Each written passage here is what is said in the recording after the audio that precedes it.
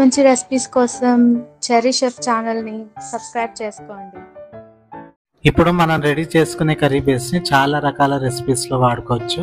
నేను చెప్తున్న ఈ క్వాంటిటీ మినిమం ఒక 5 to 6 సర్వింగ్స్ వరకు మీకు ఉపయోగపడుతుంది. ఇన్ని తయారు చేసుకోవడానికి ఒక కడాయి తీసుకోండి. కడాయిలో 1/2 కప్ ఆయిల్ యాడ్ చేసుకోవాలి. ఆయిల్ హీట్ అయిన తర్వాత 2 టేబుల్ స్పూన్ జీలకర్ర యాడ్ చేసుకోండి. చిటపట్లాడించండి. 2 టేబుల్ స్పూన్ చిన్నగా తరుక్కున్న వెల్లుల్లి యాడ్ చేసుకోండి. అలాగే 2 టేబుల్ స్పూన్ చిన్నగా తరుక్కున్న అల్లం యాడ్ చేసుకోండి. దీన్ని పచ్చివాసన పోయేంత వరకు వేయించాలి. ఇప్పుడు 6 ఉల్లిపాయలని చిన్నగా తరుక్కుని యాడ్ చేసుకున్నాను.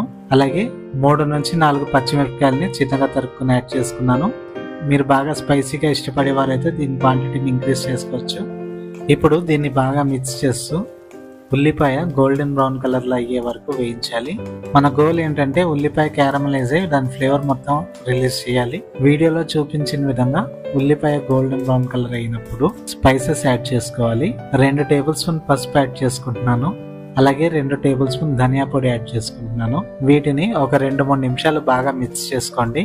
ఇప్పుడు ఒక కప్పు పెరుగుని యాడ్ చేసుకుంటున్నాను. పెరుగుని కూడా ఒక 5 నిమిషాల పాటు బాగా మిక్స్ చేస్తూ కుక్ చేయండి. ఇప్పుడు ఒక కప్పు కాజు పేస్ట్ని యాడ్ చేసుకుంటున్నాను. ఇది కంప్లీట్లీ ఆప్షనల్, బట్ ఇది యాడ్ చేసుకోవడం వల్ల చాలా ఫ్లేవర్ఫుల్ గా ఉంటుంది. దీన్ని కూడా మరొక 5 నిమిషాల పాటు కుక్ చేయండి.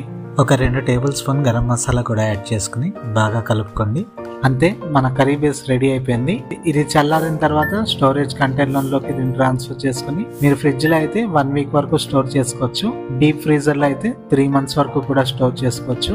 ఎలాంటి రెసిపీలోకైనా ఈ బేస్ ఈజీగా మనము ఇంప్లిమెంట్ చేయొచ్చు.